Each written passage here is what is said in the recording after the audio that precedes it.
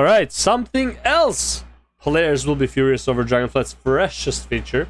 Is this like just the same thing, but longer? We'll see in a second. What do you think? We would love to know your thoughts. My main concern is that this seems like a financial decision, not a development one. Okay, let's see. Let's see what the feature is. If it's about Dragonflights again. Dragonflight releasing too soon, Michael? Is it too soon? Okay. You know. Yes. No one knows, right? But, Everyone knows it's too soon because every expansion has been released half-baked and then you wait for the 0.1, 0.15 patch to fix it. is it releasing too soon? There is certainly a strong argument for yes. There is also a counter argument too. Oh yeah. I suppose that's the. They don't plan thing. to release it ready, The so... story, pre-orders went up. The little disclaimer was there saying it'll be available on or before December 31st, 2022, which is Wow. a funny little thing because On or almost, before. Everyone had suspected 2023. The reasons Yeah. were simple enough. They've generally just been behind on everything. I think Yep. people, we're almost trying to manage their own expectations by just kind of going as conservative as possible. Number one, because people want them to have the time to make sure this expansion is really a winner. Because, like, even though Shadowlands Which was won't. delayed, it clearly could have done with more time in the oven. So it's like a mixture of that and trying to set reasonable expectations, and then suddenly we find out it's... I mean, I look at this date, and what I think is first week of December, last week of November. I think it's extremely unlikely you're going anywhere closer to the end of December. That is just not a time that companies release games because... people, they're already pretty taxed on not only on money but also on time because getting ready for holidays is a bitch. I mean, look, I think it's great to release right before Christmas break. People mostly celebrate Christmas 25th and then Sylvester and 31st. They're not doing shit in between those times, right? It's like, oh yeah, the mom is preparing the food. Okay, well, less moms are gonna play, I guess, but the dads and the nerds like me who are like don't have an actual family, yeah, we're gonna play, it's like it is what it is. It also gives them a pretty kind of something I think they probably appreciated when it came to my microphone being in the right place would help. When it came to the there we go. When it came to Castle Nathir releasing, they had a pretty big buffer window there to actually kind of test that internally, or literally just wait instead of going, okay, we need everything to be perfect. They had a decent amount of time to go, hey, we can fix Shadowlands launch issues without them running into, oh shit, the raid has actually been completely destroyed as a result of this. So I imagine that, I think they probably enjoyed But it, can they? and if possible, we'll aim for the same thing again, where it's just they're buying themselves a little bit of time. And if you have an expansion that's fairly heavy in terms of, like Shadowlands was very heavy in terms of content that you can kind of do at launch, and loads of different like secrets and stuff to find, then I think that ends up leading for like a better experience than people going, oh, raid, fuck, run, sprint, full speed. Yeah, I think Christmas raiding would suck. That is not something people want. It's also something Blizzard have said in the past, like, generally speaking, they also really do not want that. Right. Yeah, because it's like they kind of have to be actively there on Christmas break, figuring shit out if there are bugs or whatever. But, fuck, man, I had this. Oh man, what was he saying? I can't remember. Fuck. Okay. So that's basically that. That's my expectation for release date. Looking at the community reactions, then here's Towley's poll. Yes. Yes, now I remember. Okay, so what I think is happening is, do not release Dragonflight in 2022. Learn from the past, I beg. Not gonna happen. Well, I mean, will happen. They're not going to release 2022. What I think is happening is they announced 2022, and then they're going to say they are going to delay it. But, like, for them, it's like it's important to get these, like, Q3 and Q4 numbers up. And then they're going to say towards the end, it's like, oh, well, we need to delay it a bit because the game is not ready. Another month. Also, it would make it feel for people who are, like, let's say there's 8 months of content drought. If they feel like, oh, well, at the end of the 8 months, we have Dragonflight. And then it's like, well, sorry guys, there's a bit of delay. It's going to release next month. They are not thinking, it's like, oh man, this 9 months of no content. They're thinking, it's like, oh, it's just 1 more month. We're almost there. And then it's like another month. Well, it's just 1 more month. But then they're like, oh, they're not thinking it's been 10 months with no content. They're thinking it's been 1 or 2 months. right? Most people Extra. thinking Q1 delay announcement is Yep. likely, right? Yep. The very few people thinking, you know, this. April's a bit April far. 11th, and plenty of people. I think thinking February or March. March, yeah. Then Flex, just don't learn from the past. This is lots of talk about delays. Alpha not even in alpha yet, and they're already lying to us. Wow, I did not expect Naguro to do that, to say that. So it's $10 now, increased price for each version. Yes. I honestly thought Naguro. I wouldn't call her a shill, but I didn't think she was someone who would say something like this. Let's just say it like that. It's not even an alpha yet.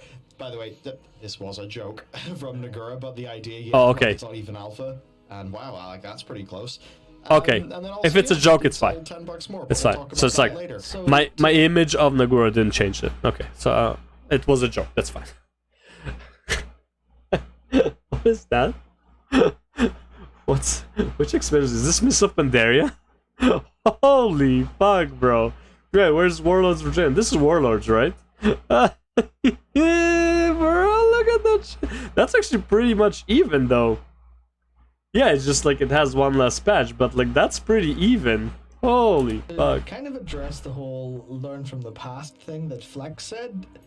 That's something that we're actually fairly good at as humans, as people. I know flexes. We go learn from the past, but we're actually, as far as I'm aware, fairly bad at taking multiple data points in the past. Awful. Especially when they're different. If there's all the same data point, we'll learn. But we are based in comparison in terms of the last thing we remember.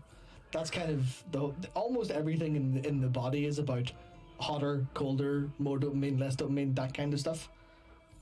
And I mean, well, wetter, drier. I don't know how that works for I guess it's a binary state, but that idea of just the last thing that happened and like is what we think about now. So we do have to look a little bit into the data to see. We're very relative. Yeah, relative to the last thing. So I know. I think everyone remembers WAD. Content drought. I think everyone remembers WAD being released too early. I think everyone remembers what's called BFA being released too early. Right? It's like the content was not ready. Shadowlands being released too early, even though I guess Shadowlands would be considered like recent.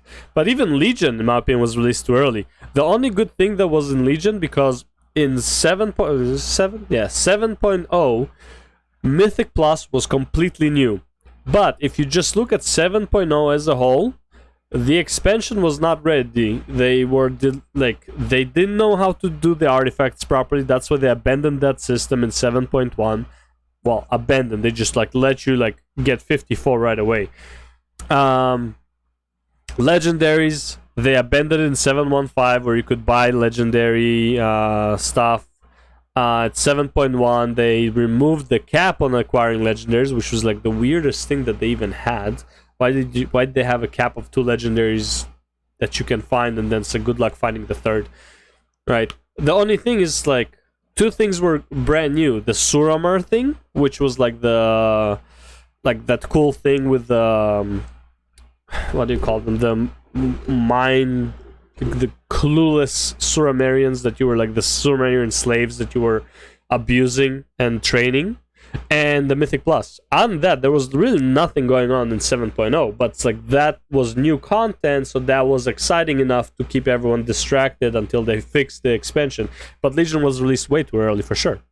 It's every time, 7.1 was the actual release. 8.1 was the actual release with essences and stuff. 9.1 was the actual release when they removed a lot of the boundaries, a lot of the problems with covenants. So yeah, wait for 10.1 for the actual release of Dragonflight. It's 10.0 is the beta and 10.1 is the fix. is there anything to learn from here? Was Shadowlands any different in terms of... I mean, there's a couple things internally, but was Shadowlands especially did get a delay. Was there anything wrong with that? Was there anything wrong with Legion, as an example? Yes. I mean, the problem is Shadowlands wasn't well designed. Yeah. That was the real problem. Yeah, and I don't think any delay would have fixed that. Yeah, it was a fundamental. You build on a rocky foundation, you're not going to get. Yeah, it's we won the battle over conduits. Remember when conduits were going to be like gems and be destroyed? They were going to be a consumable resource. Yeah. So we won the battle on conduits, but we half won the battle because Conduit Energy was still there. We lost the battle in the Covenant swapping and a few other things. Yeah. And Torghast Meaningful choice, man. Meaningful choice. Like, if you choose a Covenant, you gotta stay with them, you know? It's like, okay, bro. Yeah, because that's how it works in MMO. If it was cosmetic only, I'd be like, okay, fine, whatever, I have to stay with him. But if it's fucking power, no, of course you're gonna go for the best one. just stay where it's not fun at all. Right? So, Oh, God. unless they had a delay that meant they could fundamentally redesign things. Because, like, Shadowlands would have been an entirely different story. Unfortunately, Well, would it be? But it would have been a different story if it launched maybe in Q1 of the next year and they pulled that ripcord and did all those things. You mean if they released 9.0 as 9.1? Yeah, then it would be a better expansion, for sure. But no, it was that situation. People from the WoW team, I think mainly. I'll use Ian as it's it's almost like he's the figurehead, so it's like almost more. I don't want to say fair game, but Fair game. That makes sense. If you want to humanize the game and you need a human figure to do it, the game director's probably the fairest. yeah. And then equally, you don't want to like splash damage on someone who's like they work in the game, but they're not a figurehead for the game. If you know what I mean. Like a lot of those arguments, not as if him and Preach were having an argument, but counterpoints or whatever. I think time did prove the WoW team's positions and most of those things to be rather, incorrect, right? But because we lost all those battles, like a Shadowlands that was delayed to the point where it would have been way more polished, like that would have been way better. But fundamentally, like the fantasy wasn't strong enough. I think the Covenants didn't resonate as well as the team thought that they would because they were like novel and new and exciting to the team. But I think for a lot of the players, they were like, quick little like Disneyland aesthetics. But they, it was like Covenants were great for the first week. All of them were interesting and you want to experiment. After the first week, you're like, I know which one's the best one, I gotta stick with this one. such a crazy new thing and this like take on death that felt it's like Lost, right? You explain the mystery too much and then people just kind of get bored and dissatisfied, right? So all of those core problems would have happened. So that's the tricky thing. It's like a Dragonflight that releases in 2022 with a really solid core design, but some bugs and some things being rough around the edges. Yep. Like, the thing that should matter the most there is, like, the game at its core, and if that is better, then it'll be a better situation than it was for Shadowlands. Yeah, so I think It's a very long-winded way of putting this, sorry. Yeah. And I still didn't really put it right, but I yeah. think people, whenever you're giving feedback to Blizzard and trying to, drum up some sort of, hey, we disagree with your decision-making here, Blizzard, it's like getting the resolution down super, super properly there makes more sense. I'm going to just move it. They don't agree with your disagreement, and you can suck it. There we go. Hello. Now I'm in a better place. More dramatic. Okay, I'm in a better place. Wonderful. And I've completely lost my point. Yes, I was talking about the No. amount of time it takes. Where it's like, if you want to give them the correct feedback, you need it to be the correct resolution. Kind of dig down deep enough, so they go, okay, we understand the point. I think to me that's less. This expansion should have more time. Why are you releasing it this early? Isn't really completely accurate. It's more, we haven't seen all of your decisions yet. And that's what's worrying people.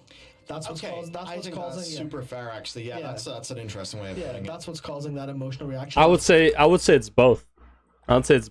Blizzard Judgment has so far been very, very bad for multiple expansions on release, and they had to literally play catch up on fixing the expansion every time. So yes, there is the worry that what decision they're gonna make, people won't have time, or people won't even get to test them. But the other worry is the game will not be ready. There'll be too many bugs in dungeons. Some bosses will be overtuned in the raid. Some bosses will be overtuned in the dungeons, in the mythic pluses. Yeah, there's plenty of problems. PvP is going to be unbalanced as usual, and then you're going to see like 50% nerfs on rogues again.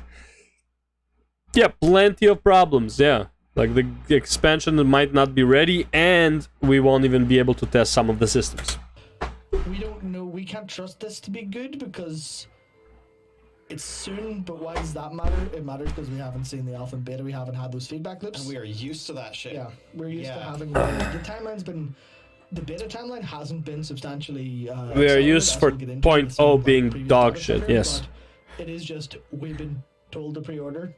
We haven't seen the game outside of here's a couple bits of footage of Yeah. writing and some interviews. And some people, not some, a lot of people already bought the pre-order. Why? Fucking shills, man. And I think And that's that's about it. important Yeah. because usually, now this is a bit weird because the BlizzCon started to have more and more things go on, right? So I remember, the BlizzCon, like for Legion, when you have the deep dive panel there, it really felt like a deep dive. And then those panels kind of got shorter and shorter. Remember, Yeah. they kind of went from an hour to being like 45 minutes. Yeah. And they were definitely more tightly scripted or like tightly done. But you then get to the Shadowlands or the Dragonflight reveal, and it is so short. It has such a tiny amount of information. It doesn't really do much of a deep dive. And there's a few reasons for that. One of them could be that was they all don't know. filmed a month and a half, maybe 2 months before it came out. That Yeah. could be possible, and maybe they had Probably it. less Probably to did, show, yeah. Or they, Yeah. because they were doing it in advance, they were purposefully conservative in what they showed off because that's just the sensible thing to do. Versus something where it's being done live on a stage where there's just a bit more agility, I suppose, right? It's just like, hey, go do a live presentation versus you have a scheduled shooting day. Yeah. We, right, and a production company handles this and blah, blah, blah, blah, blah. So I think that's a part of it. That's definitely a part of it. Yeah. Now, in their deep dive, they said they were better on schedule than normal, or maybe like they were further than they would be normally at an announce. Yep. They just didn't show as much. Well, what are they gonna say? That they're behind? Like, oh, we're behind, but we're gonna release it early. Now, is that the case? Sort of tricky to say. We have seen them continually hire for roles. We're seeing the PvP team expand. We saw all of those job roles. I can't remember if that was last year, at what point last year that was, but the ones surrounding professions as an example, Oh yeah. right? Like, so we have seen the WoW team expand. Their production capacity should in theory be larger, assuming that it's not just replacing attrition. I think I remember, I don't know if it was Helinka, I remember somebody, they tweeted back to a response of somebody said, is this replacing people or is this the team growing? I think it was Helinka, tweeted back, the team is growing, Yeah. right? So there's that. Another thing for Dragonflight. I've seen multiple different arguments and different sides of this, and to be honest, they're all reasonable because it's just, I mean, we don't fucking know, do we? I would make the contention that talents are a easier system to do than Covenant, than just all the shit we've had, right? I would say it really depends. I would argue Covenant was probably easier for them to do because your class felt really empty without the Covenant, and the Covenant was kind of like filling up that void with one ability, or, well, two abilities, but yeah.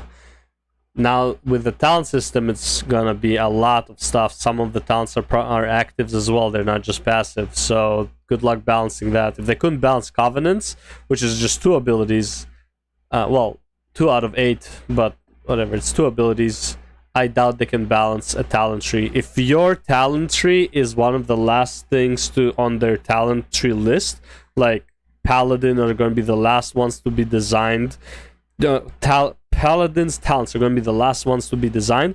Paladin's going to suffer like for at least a patch, if not 3, all of the expansion. Basically, I think that. And the reason why is the talents are large, but they're also tightly limited and specific. And almost all the things put into the talents are old. For now. So they don't have to make new abilities. This is also the worst part about it, which is like they take away shit to give it back to you later, so you would think it's new, but actually it's not. It's old shit that you already could do. In many cases, right? And I hate you that. don't have to do any of that. Unless it's long arm of the law, then I'm totally fine with it. Bring it back. Please bring it back. Work. What they need to do is balance them all, work out how you get all of them, and there's a hell of a lot of work in that for the talent trees. But it's not like they need to make a bunch of new abilities. I'm sure there'll be more, QA still needed for everything, because obviously bugs happen, and they happen often unexpected ways.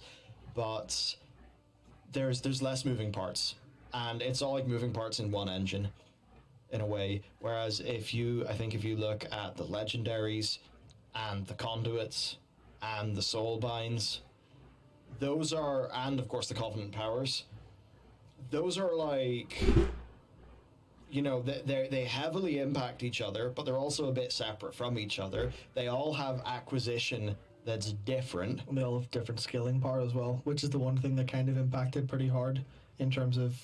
Well, I don't know if it actually manifested, because I know a lot of them were fairly strong from the get-go, but like specific conduits completely knocking out entire like, talent builds. So that way you're Frostmaid, sorry, you're thermal void the whole expansion. There's nothing you can do with that. There's a very interesting thing here, just a comment in chat that to me highlights one of the issues of information spreading the internet.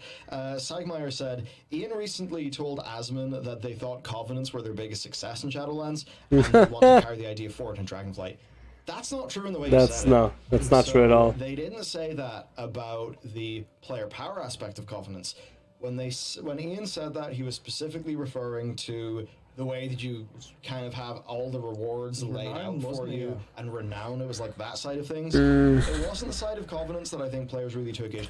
See, I don't mind that aspect of Covenants. The only thing I mind is that it was weekly time gated to the point where it's like, why would you bother keeping up with it? Just take a break for 2 months, come back and do everything up to max. Like, there's no point. The time gating of the Covenants was the dumbest shit. It's like, if it's for cosmetics and not for power, don't time gate it. Issue with, which was the oh my god, words, which is like all the player power stuff, and the way that they were kind of like mutually exclusive in that way, because the way that they're carrying Covenants forward into Dragonflight is basically just using the Covenant system to do mega reps, and they're not mutually exclusive. So you can just do them all at the same time. It's not like you join any of them. I mean, maybe, you know, canonically you join them up to help them, but you don't join one at the expense of the other. So that's just a really good example of, I think what Ian said is not what you think he said in that case. But that's just one of the examples of, like, whenever it's a dramatic situation, people are primed to take ways. Yeah. Because they've been pretty clear about the player power stuff, and, you know, that not being a... Yeah, because, isn't that the problem with information? This is getting a little bit meta. Isn't that the problem with like, information density, where it's like, here's a word, what do Covenants mean to you? And they're going to mean different to a lot of people. Where to me, I think of the kind of player power lockout that kind of annoyed me and made different builds feel super kind of like you were supposed to do them, and there was this, and it was annoying, and the but for others, it was like, oh yeah, the cool thing that I got the transmog. Like, oh, you're a paladin? Just be Kyrian. Oh, you're a Death Knight? Just be, what's it called? Necrolord. Oh, you're a warrior? Well, you can do whatever the hell you want, because warriors were pretty much good on every Covenant. Obviously, some were better than others. But the go-to was Kyrian and, what do you call them? The vampires? What do you call them? Whatever. Yeah, mages were pretty much Night Fae. Rogues were bouncing between... What were they bouncing between? I want to say a lot of them were Vanthyr. That was the name, Vanthyr. But weren't there also like Kyrian and Night Fae rogues at some point? I don't know, whatever. Shamans were bouncing back and forth. Shamans, I think, were the most, like, Covenants were, like, the most useless for them or some shit like that. It was weird. And then monks were Kyrian for the most part. Yeah, it was, like, all over the place. It's, like, if you look at charts, like, 90% of class in this Covenant or more. It was messed up. For the developers, it's going to be a completely different series of, like, what Covenants mean to them, and that's a whole that's thing. The thing, because like whenever Ian talks, he talks from his perspective and also with the context of the things that he said before, which does include admitting they got things wrong with player power and that kind of thing on Covenants. Now to kind of steer things back to what we can actually expect for the game then, let's look at some facts. Let's go. So this is from Disargaria on North/Row. It is nice. indeed. All right, nice. So this is an expansion timeline comparison by patch duration. I honestly don't think you should use WoW Classic as an example. WoW Classic was... It's like they had as much time as they wanted to plan it. They could have planned WoW Classic for 8 years easily. They probably did. Burning Crusade is like the first thing that you should take into example. You can see the difference already between Classic and Burning Crusade. How many patches are in here versus how many in here. That's why I don't like comparing to Classic. Classic is just like too much. They just have way more time. Like it's not even fair. Now let's see. Wrath of the Lich King, yeah. Cataclysm, not too bad. Pretty bad, not too bad. But you see like the. By the way, the X 0.4 for TBC was a surprise because like people, kind of like, Black Temple wasn't enough, so they rushed Sunwell as well. So like, you can see that Black Temple was actually like more thought of than Sunwell. Sunwell was still a good raid, but not as thought of as Black Temple. Wrath of the Lich King. This is the Eye or whatever it's called. Not the Eye, the Sanctum. That was added after. I see, and I like this that the Sanctum was added after, as in a pre-expansion raid. I think that's a good idea, and I think they should do that more often. Let's see, and also they should have done something like that in Legion, a pre-expansion raid. But it is what it is. Let's see, Cataclysm. That's like, I mean, it sucks, but it's okay. Miss of Pandaria.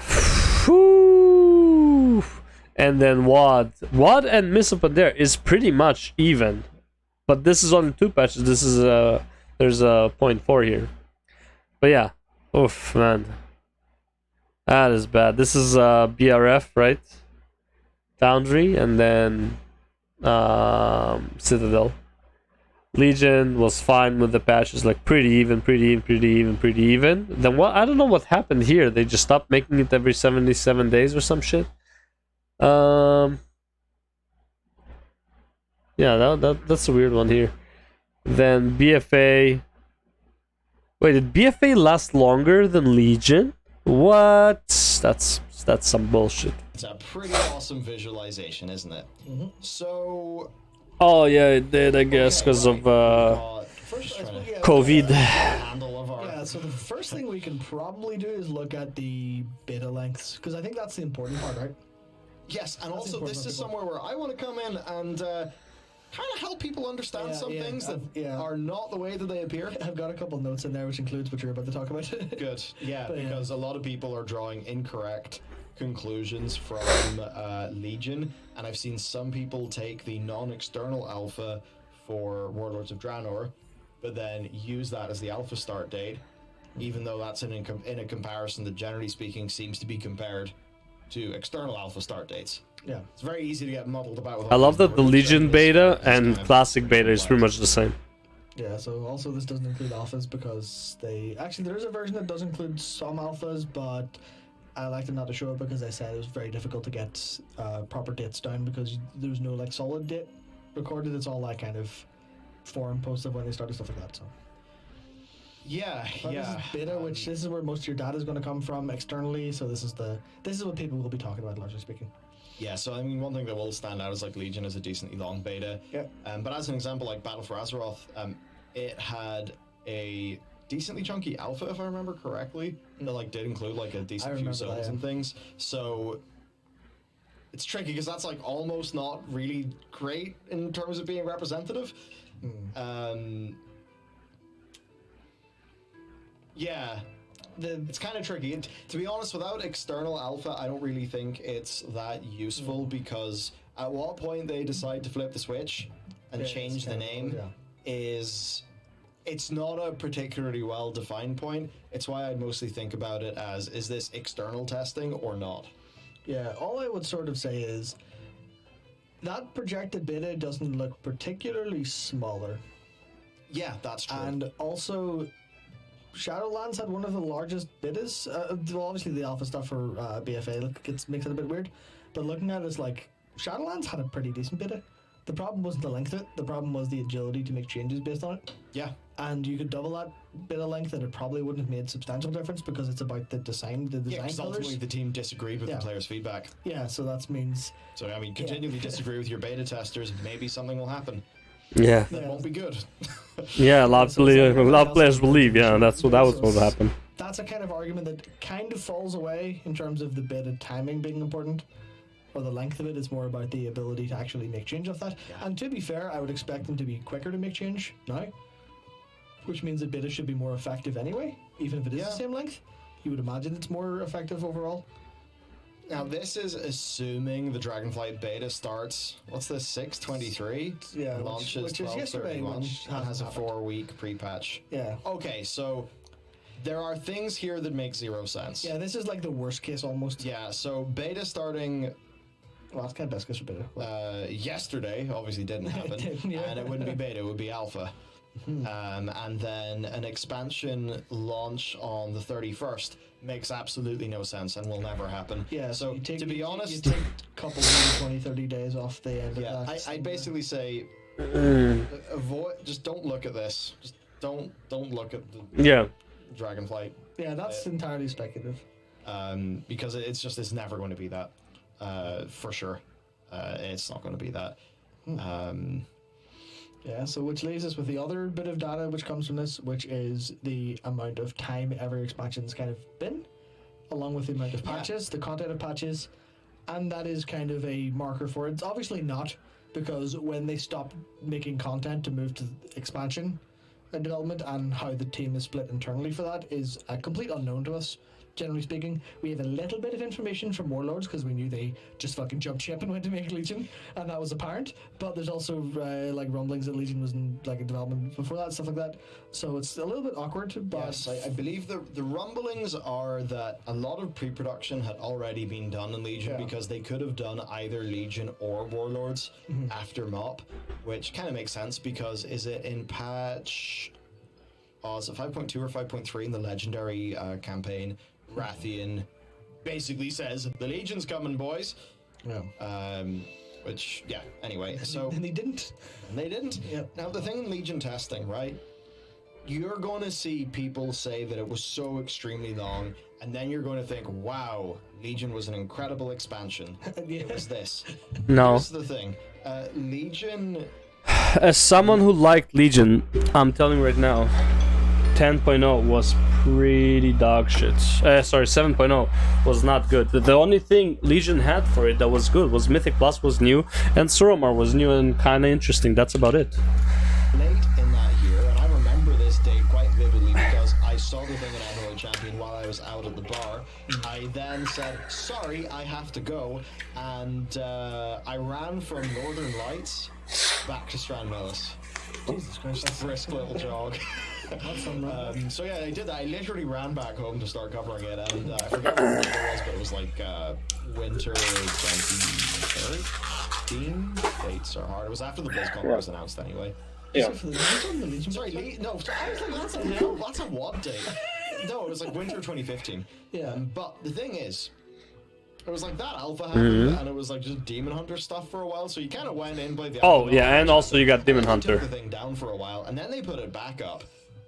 So there was actually quite a lot of dead time and not really complete testing. Now, it did have extensive testing. They said they felt they really needed that because of the very extensive class changes that were made for the expansion. And even despite all that extensive testing, no one picked up on Legendary acquisition being a complete fucking hellscape now. Oh no, we all talked about it. Yeah, no one at Blizzard picked up on it.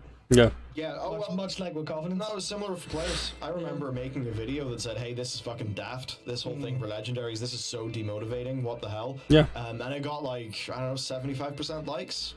And by the way, to get 25% dislikes or 20% dislikes on a YouTube video is a complete failure. So it was at that stage. I think people were totally overwhelmed by the bing bing wahoos of "Ooh, Titan forging," and "Ooh, Legos are dropping." That I kind of come in. I'm like, I'm going to criticize this. Shut down. Yeah. Joe, my solution basically was, it was just like, hey, yo, let's do glyphs again. How about we unlock the powers? Yeah.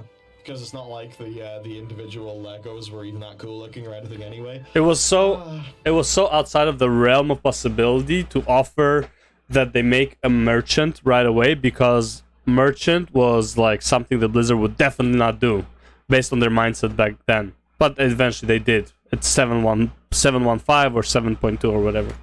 Oh well, time proved us right in that one. Yeah. Yeah. Anyways. Again,